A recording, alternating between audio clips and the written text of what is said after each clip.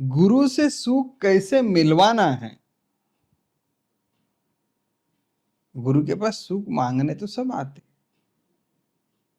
मांगने वाले अलग है और मिलवाने वाले अलग है। मांगने वाले कतार में वैसे ही खड़े रहते हर बार, क्योंकि उनकी इच्छा कभी पूरी ही नहीं होती। एक इच्छा पूरी हो गई कि फिर वो दूसरे कतार में लग जाते हैं, गुरुजी अब वो हो गए लेकिन इसका क्या करूंगा। वो होता नहीं है तब तक तीसरा शुरू हो जाता है, इसका क्या करूं। तो तुम्हें लगता है कि तुम्हें इच्छाओं की पूर्ति होनी चाहिए, तो कुछ नहीं, आप श्रद्धा रखो और नामस्मरण करते चलो। आप श्रद्धा रखो और पारायण करते चलो। आप श्रद्धा रखो और उपवास करते चलो, यानी गुरु की भक्ति करते चलो, गुरु की साधना करते चलो, बस इतना पर्याप्त है। तो आप जो मांगोगे वो मिलता रहेगा, मांगोगे मिलता रहेगा, मांगोगे मिलता रहेगा। लेकिन जितना तुम लाओगे, बिल्ली को बचाने के लिए गाय लाई, गाय को बचाने के लिए दूसरा व्यक्ति लाया, उस व्यक्ति को बचाने के लिए उसकी औरत लाई, उस औरत को बचाने के लिए बच्चे लाए, उन बच्चों को और सबको बचाने के लिए खेती की, खेती को बचाने के लिए गुरु को बच्चों के ऊपर ध्यान देना पड़ा, और बाद में गाय के गोठे के ऊपर भी ध्यान देना पड़ा, क्योंकि गाय अकेले नहीं थी, फिर गाय का भी परिवार बढ़ गया था। तो इसमें हुआ ये कि जो गुरु का वहां मंदिर में रहने का जो लक्ष्य था, उस लक्ष्य से वो चूक गया। अरे जो आलतू फालतू चीजें इसी में अटका। आज आपका भी वही है, जीवन में कुछ अच्छा करना चाहते थे, जीवन अच्छी तरह से स्वतंत्रता से जीने चाहते थे, लेकिन वो हो गई बात अलग ही। आज फंसे हो, अटके हो एक अलग झंझट। और इसीलिए जब तक गुरु से सुख नहीं मिलवाते हो, तब तक इस झंझट से मुक्त नहीं हो जाओगे। इस झंझट से मुक्त होने के लिए आपको सुख मिलवाना चाहिए।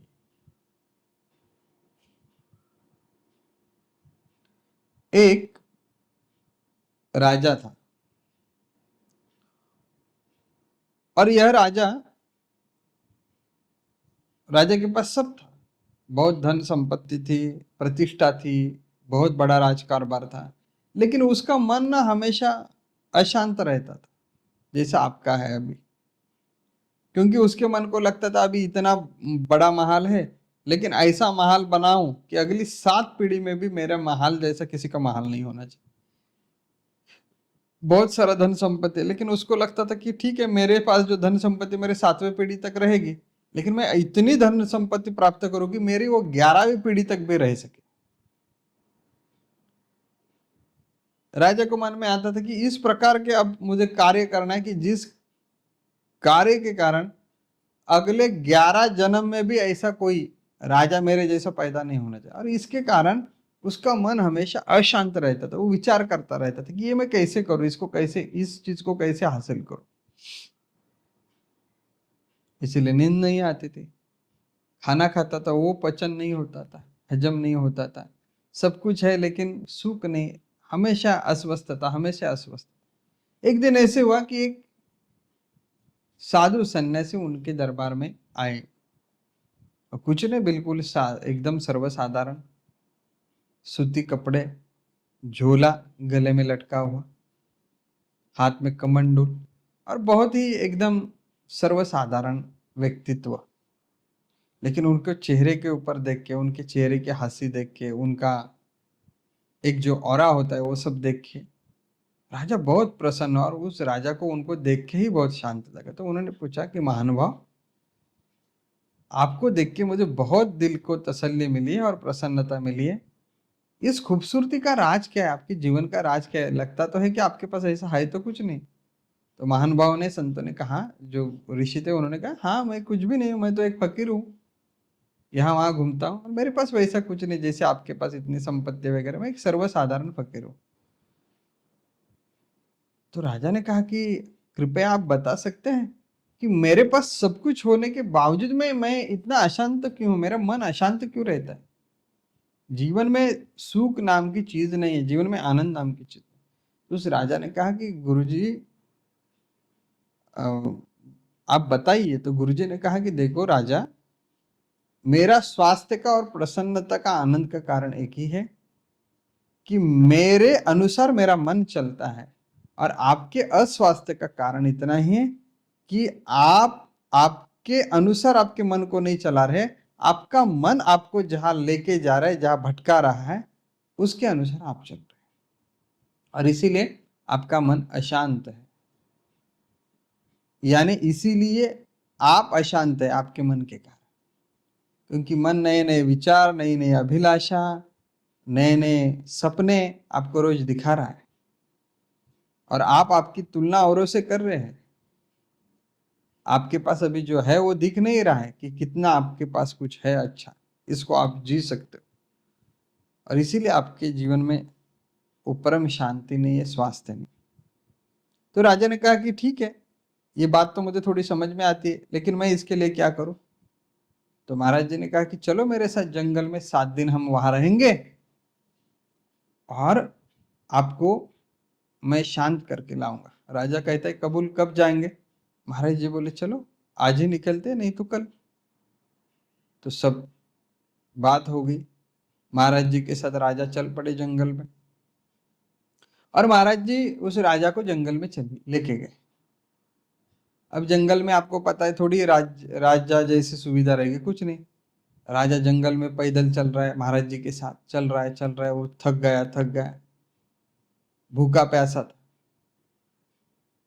तो जब बहुत भूख लगी तो महाराज जी ने राजा को कहा कि आओ मेरे कुटिया में बैठो। कुटिया थी, और बहुत भूख लगी थी राजा को, करीब 1 दिन खाया नहीं था कुछ खाना, सिर्फ पानी पे चल रहा। तो 1 दिन के बाद महाराज जी ने कुछ पौधों के फल तोड़े लाए, और फिर 5 फल दे दिए, और कहा कि राजा आप ये खाओ। राजा ने खा लिया। राजा ने फल खाने के कारण राजा का पेट तो उतना नहीं भरा, उतना स्वादिष्ट भी नहीं थे वो फल। तो राजा को एकदम, राजा के मन में चिढ़ आ गई, अरे मुझे भूख लगी है, और क्या मैं यहाँ आके कुछ खा भी नहीं सकता हूँ? मुझे अच्छा भोजन नहीं मिला, सिर्फ 5 फल मिले। लेकिन राजा को महाराज जी ने बताया था कि तुम्हें अगर शांत करना है तो मैं जैसे कह रहा हूं वैसे ही तुम्हें चलना पड़ेगा। राजा ने वो मान्य किया, लेकिन भीतर ही भीतर राजा की चिड़चिड़ हो रही थी कि मुझे कुछ खाने को नहीं मिला।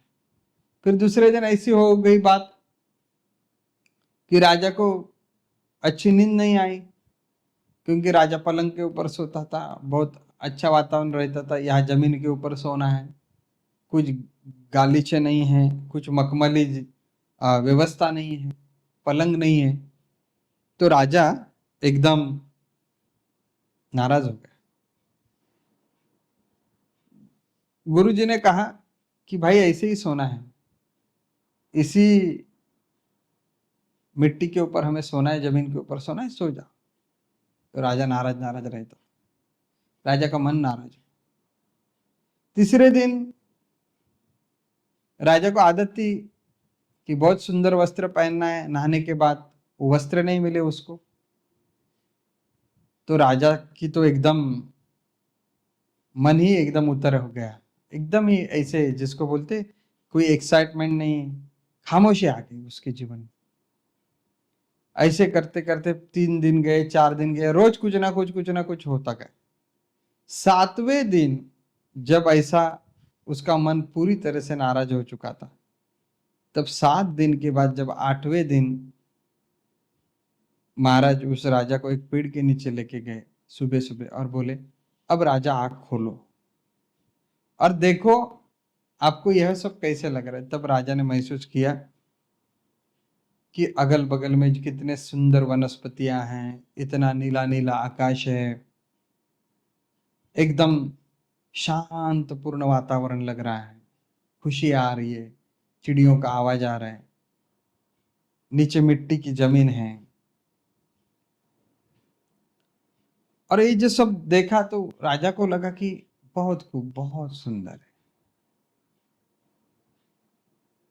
राजा ने पूछा कि ये आपने क्या किया चमत्कार? 2 दिन पहले मैं नाराज था, मेरे मन में चिड़चिड़ाहट हो रही थी, मेरी खामोशी में मैं उतर गया था, और आज एकदम इतने 7 दिन के बाद सुंदर क्या हुआ? तो महाराज जी ने कहा, गुरु जी ने कहा कि कुछ नहीं, जो तुम्हारा मन तुम्हें लेके भटका रहा था, लेके चल रहा था, बस हमने उस मन को ही अब आपके वश में लाके दिया है, और इसके कारण वर्तमान में जो स्थिति है वो उस स्थिति में आप आनंद पा रहे, और आप खूब खुशी पा रहे हैं आपके जीवन में। खुशी पाने के लिए फिलहाल तो वैसे कुछ है नहीं यहाँ पे, रानियां नहीं है, दासियां नहीं है, महल नहीं है, वो रंगीन गालीचे नहीं है, खाने की कुछ बहुत सुंदर व्यवस्था नहीं, बहुत बहुत साधारण स्थिति है, बहुत बहुत नैसर्गिक स्थिति। और नैसर्गिक स्थिति में भी आज आपको आनंद आ रहा है। अभी आप जाइए और महल में देखिए आपको कितना आनंद आता है। फिर राजा चला गया महल में। उस दिन से राजा का जो आनंद था, राजा के मन के भीतर जो शांति थी, वो एकदम ठीक हो गई। और उस दिन से राजा हमेशा प्रसन्न रहने लगे। अब राजा के मन में कोई आगे की चिंता नहीं, 11 पीढ़ी क्या करेगी, मेरा नाम हजारों साल रहे, 11 जन्म मेरा नाम आ जाए, मुझे कुछ ऐसा काम करना है कि अगले कुछ जन्मों तो ऐसा बड़ा काम किसी ने नहीं करना, ऐसा कुछ नहीं। राजा एकदम शांत स्वस्थ मस्त रहता और प्रसन्न रहता। तो यही हमारे जीवन की भी बात है। सुख कैसे मिलवाना है कि जब तक हम हमारे मन के ऊपर विजय नहीं प्राप्त करते तब तक सुख मिलेगा नहीं। और इसीलिए इस मन के ऊपर विजय प्राप्त करने के लिए हमें सबसे पहली बात है कि मन जो जो मांग रहा है, मन जहां जहां भटका रहा है, मन जहां जहां सपनों का फैलाव कर रहा है, उससे हमें बचना है, उससे हमें खुद को बचाना है, उससे हमें बाहर निकलना है। ये मन कभी रुकेगा ही नहीं, एक के बाद एक, एक के बाद एक, एक के बाद एक आपको मांगेगा ही। और आपको लगेगा हाँ यही चाहिए, अब ये होगा तो ही सही होगा, और हम ऐसे ही चक्के घुमाते रहेंगे। तो इसीलिए भगवान के पास, गुरु के पास अब मन्नत मत मांगो कि मुझे ये चाहिए। जो है ना उसमें सुकून पाना है, तो मन के ऊपर विजय प्राप्त करना अति आवश्यक है।